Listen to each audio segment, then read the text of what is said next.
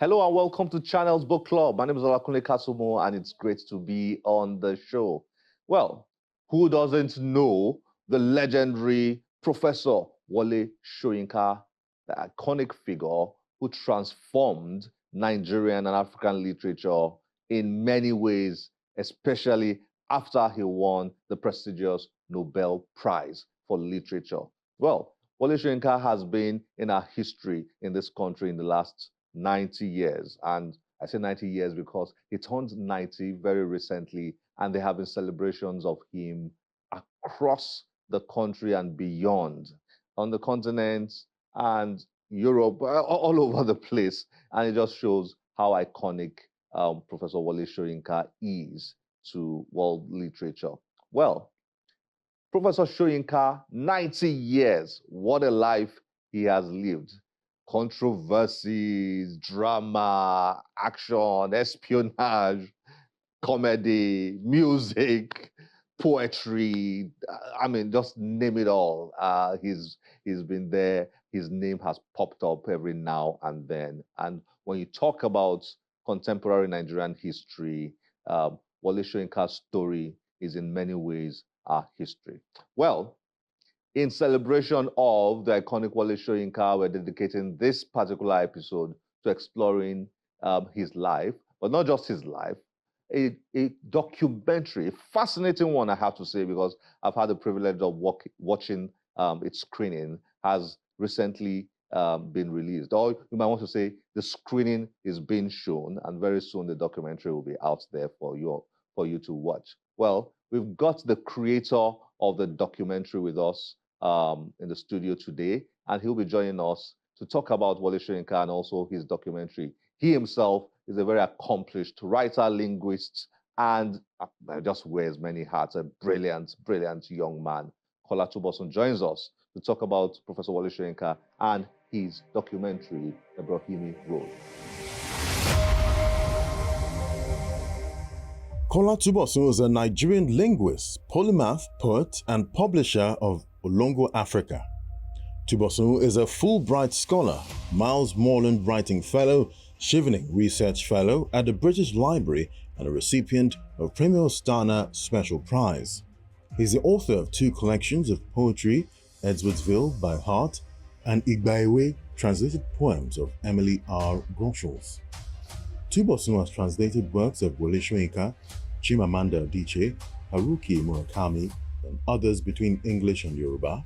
Túbosún joins Channel's Book Club to discuss his documentary, Ebrohimie Road. The documentary shares the times of Professor Soyinka and his family at the University of Ibadan.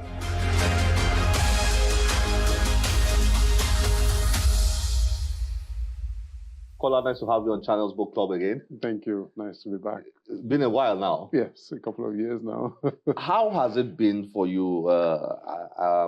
I know you went abroad to study, and I mean, what has it been like over the years? The same old. We are in the same economy.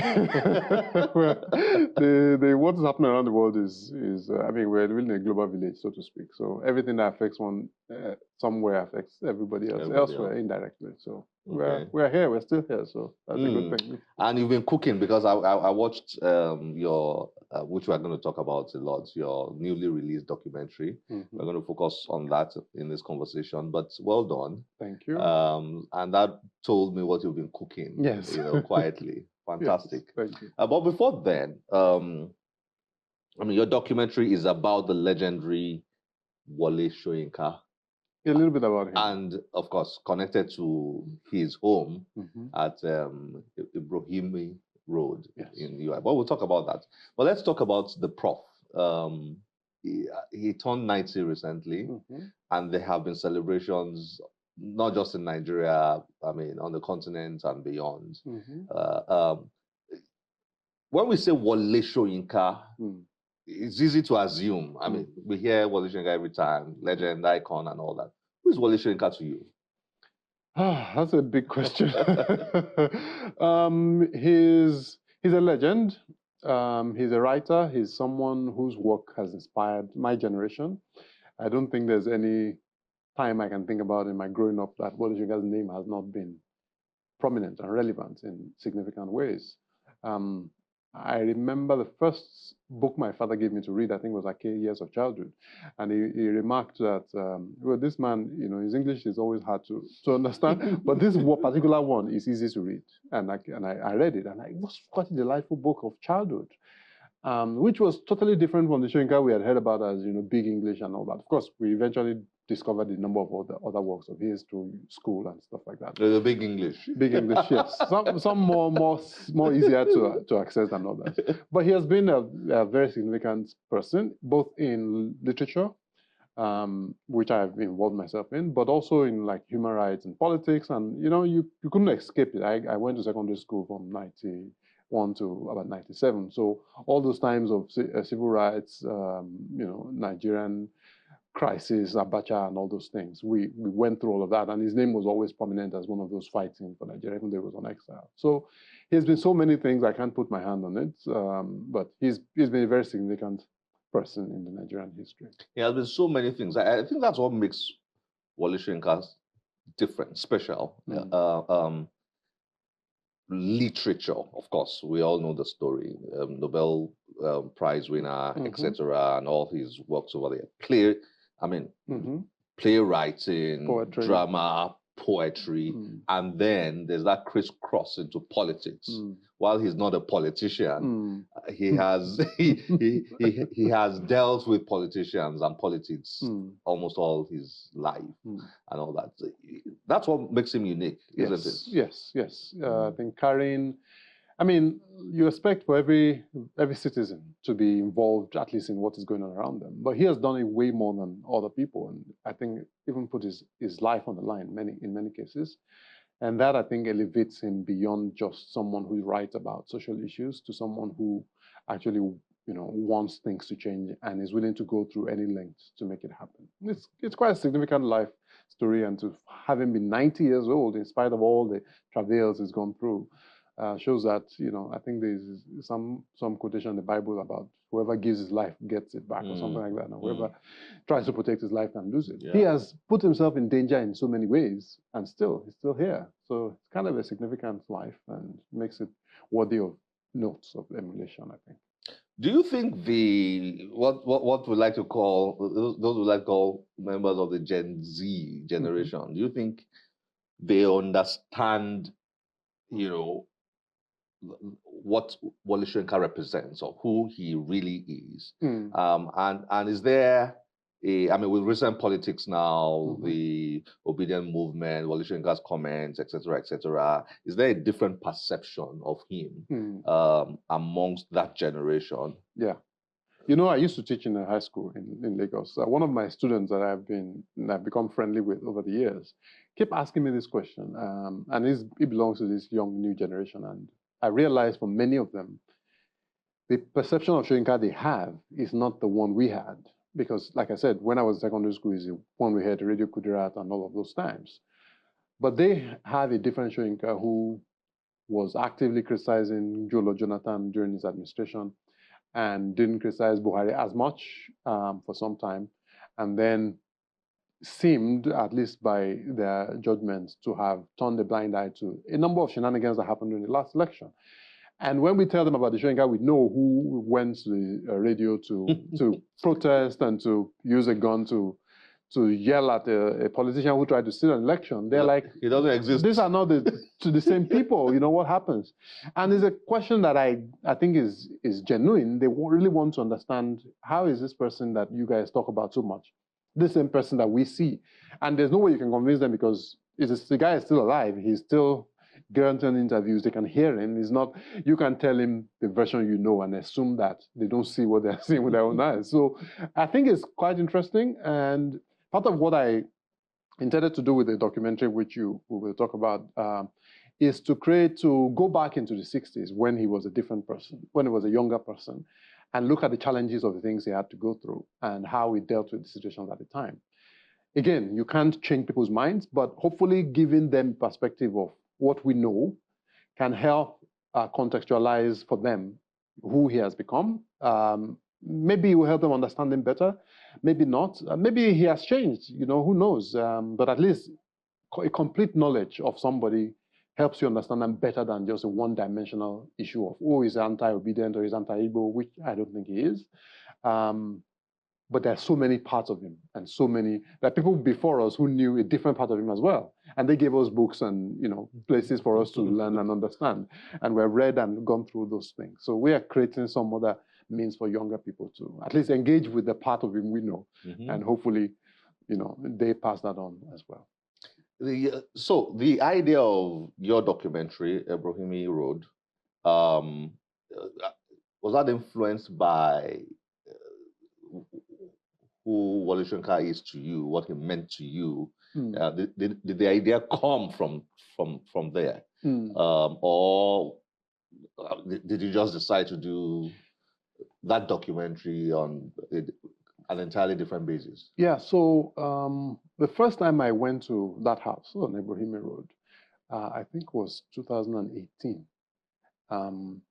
At the time, I had got a writing fellowship. I was trying to write a book about Soyinka in the bush, just focus on a different aspect of his life, which is his hunting time. The book is not finished yet, so you wait. So I went there because a friend of mine had told me that he had lived in UI, which was a surprise to me because I had gone through UI from 2000 to 2005 and had no idea that the house was there. I had read this book about on the Bank. Did you know he had lived in UI? No, I knew he lived and he was a professor, but I didn't know where he lived. And the knowledge of his time in UI was always catchy. People said, yeah, he was there for a few years, he was sacked, he left, he resigned. I didn't know exactly what was the full detail of his time in UI. And I didn't know that house was there. So it was, if you've read about on the Penkelms, yes, you will see the cover of the book. It was that picture of him sitting down with carvings beside him. And there's a little crack on the steps and stuff like that. So because the book had covered a time where he lived in Ibadan way earlier, between 46 when he went to GCI and 65 when he went to hold up radio station, I had assumed that the house was one of those houses he lived during those times. And in the book, you would realize he said it was a house in Agodi where he colonized, you know, there was an empty house, he just went there and started living there. And there was a snake he caught and all of that. So I assumed that was the house that was on the cover of the book. And apparently when I told him much later, I realized he thought the same. So I'd read the book and assumed that, okay, that's one random place. And then somebody told me one day that, no, that house is in UI, it's Ebrohimie Road. And I was like, how can it be? The book doesn't cover Ebrohimie Road, it covers a different time. And no, he said, no, it's there. And he took me there and I saw the place and I was like, First I didn't believe, but I then looked at it well and I saw the steps and I saw the crack still remaining. I was like, oh, this is so interesting. So that for me became the first insight that, okay, there's so much memory of UI, of Soyinka in UI that I didn't know, that so many people didn't know. So I wanted to write it in the book. So when I was writing the book, I sent him an email saying, oh, I discovered a place where I used to live in UI on the cover of Ibadan. And he said, no, that was a different house. It's not in UI. So I was like, oh, so even the man himself doesn't even remember the book. So I sent him a photo that I had taken with the crack in the concrete. And he said, oh, this is so interesting. So I sent him another video I saw on YouTube, which was him being interviewed after he returned from prison, sitting on the steps of the house. And I was like, oh, yeah. But he said he doesn't know why his memory fixed that interview in another totally different location. So that was also very interesting to me that, okay, Soyinka himself, you know, he may have, you know, misplaced memory of this house. So it would be interesting to explore as an interesting subject. So I wrote him back and said, you know, this photo you took on the step, it would be nice for you to come and do it again as an adult, you know, to do it before and after. And he wrote back and said, not a ghost of a chance. I was like, why is this man, you know, I thought he was joking, like, not a ghost of a chance. Maybe, I mean, you can't even get him anyway to sit down for an interview, not more place of bringing him to Ibadan. So I let it go. That was 2018. So it was then last year, I was speaking with somebody from Open Society, and I was like, Soyinka will be 90 next year. There's a house in Ibadan that I know that had so much history, because I then connected it also to the Civil War, because that was where he lived when he got the job as a drama professor. And then when he was arrested, he went to jail, he came back to the house, and then he went on exile. So he stayed there for this very short period. So I told Open Society that it would be nice to do a documentary on that house. I want to explore it and try to ask people in a number of different things. And it would be 90, it would be nice to have a documentary around when he's 90. And they were like, that's a nice idea. So they provided funding, and I started having those conversations. Actually, I missed out one part. I had also spoken with Makin, who is his son, for that book I was working on then. And he was the one who told me that after Soyinka left in the 70s, his mother had remained in the house, and that the family had remained there. That's Makin's mother. Makin's mom had remained in the house. Mrs. Laide Soyinka. Mrs. Laide Soyinka, who has been Laide Do. And that she had lived there till 1988. So that was also a mind-blowing fact. Kolá, let's watch your trailer, and then we'll talk a bit more about that documentary. All right. The Nigerian Civil War was ending, and Soyinka, who had been in a 2-year prison detention under the military government, had just been released. He was 35 years old. What of your career in the university, in the drama world, and all that? I still remember how I looked when I went to look for Soyinka. I wore bedroom slippers, a gray trouser, and a nylon long sleeve shirt that I usually always tied around my navel. Oga Soyinka didn't smile too much in those days. In fact, each time we saw him, he wore this very serious visage. He was always thinking about something. And it was only when a stranger came to the house and they said, "What are all these things in your house?" that you thought, isn't that normal? Doesn't everyone... What are these? Is your house a shrine?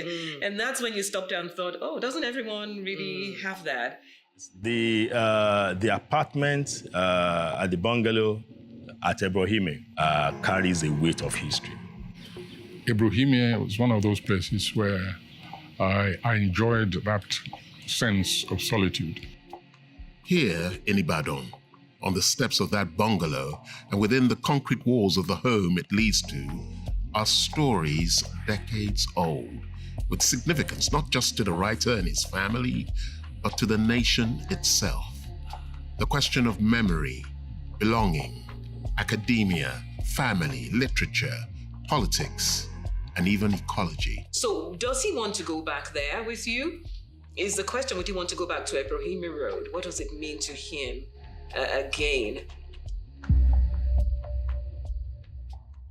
Very interesting. What's the... I would like viewers to understand this documentary. It's going to be out there very soon, right? Yes. And people will have the opportunity to watch it. But talk us through it a bit in terms of describing what to expect, in the documentary. So, like I said earlier, the story is focused on a house. So I made the house the most central character. That was a house the prof lived. Yes, in the campus bungalow where he lived on Ebrohimie Road. That's why the title of the movie is called Ebrohimie Road. Because even though Soyinka is a big part of the story, he's not the only part of the story.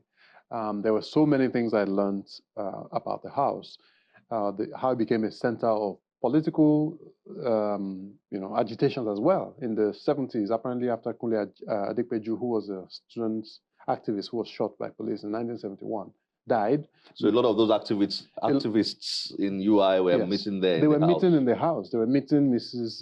Laide, they were sometimes meeting Soyinka himself. But eventually he left, and she was still there, and she became like the mother of all the protests students in the place.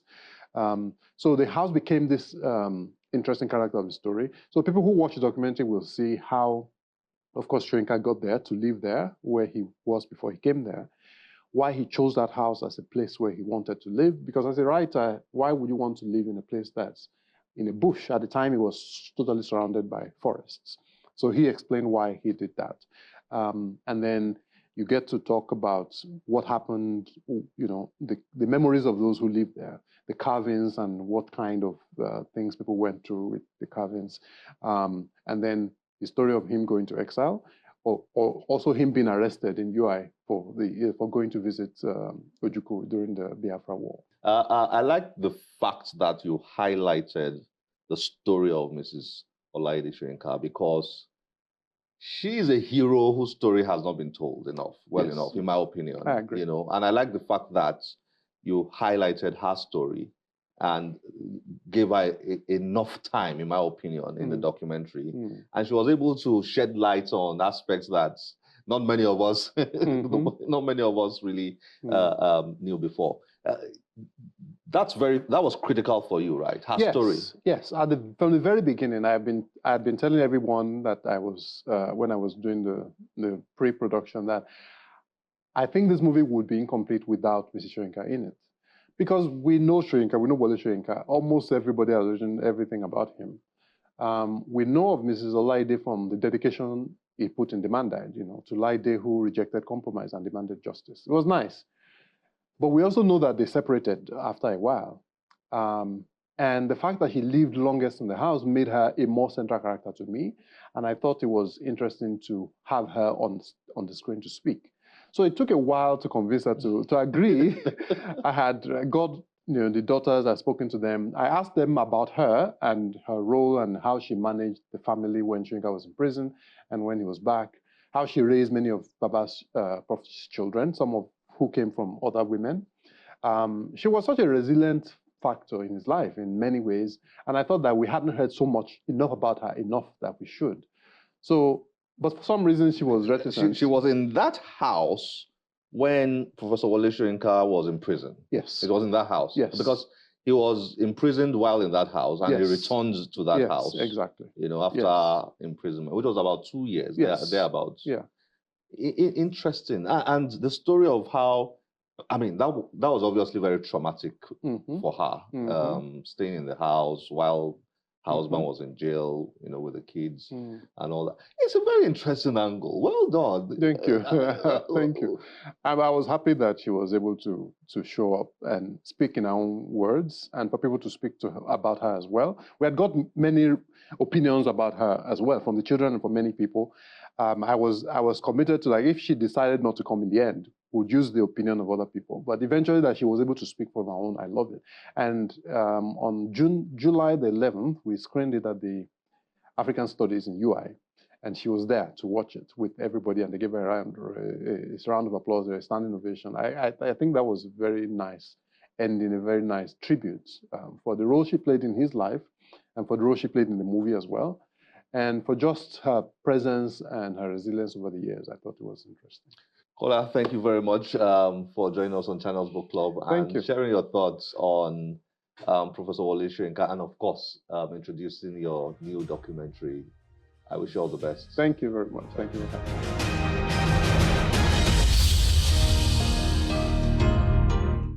I always enjoy speaking with Kol Tbosn. What a brilliant man. And I'm a big fan of those who preserve our history. I always say it every now and then.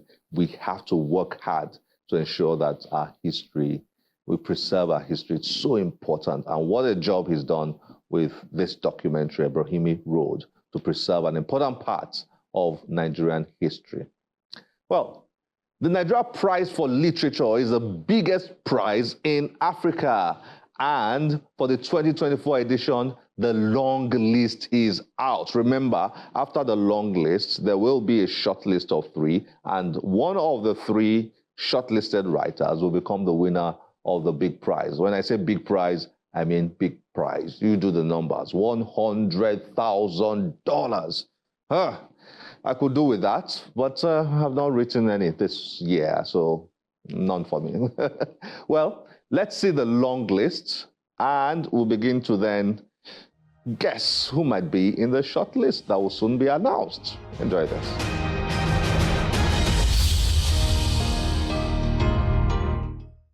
This year, the magic of storytelling comes alive once again. The Nigeria Prize for Literature proudly announces the 2024 long list. From 163 entries, only 11 exceptional books remain, each one a testament to creativity and imagination. With a focus on children's literature, these stories shape young minds and inspire imaginations. Here are the 11 books. A Father's Pride by Ndidi Chiazo Enemo. Bode's Birthday Party by Akani Festus Olaniyi. Grandma and the Moon's Hidden Secret by Jumoke Verissimo. The Village Boy by Anyete Hussein. The Third Side of a Coin by Hyginus Ekwazi. Mighty Might and Golden Jewel by Henry Akubiro. The others are The Magic Jalabia by Ayo Adeli Ojeku. The Road Does Not End by Familoni Oluranti Olubumi. Risi Recycle. The Dust Bin Girl by Temiloluwa Additional. Wishmaker by Uchechukwu Peter Umezirike. The Children at the IDP Camp by Túbosún Tafik. These selections were made by a distinguished panel of judges led by Professor Sally Audu, Professor Vicky Sylvester, and Dr. Osarobu Igudia. So, let's celebrate the power of storytelling and the authors who inspire the future.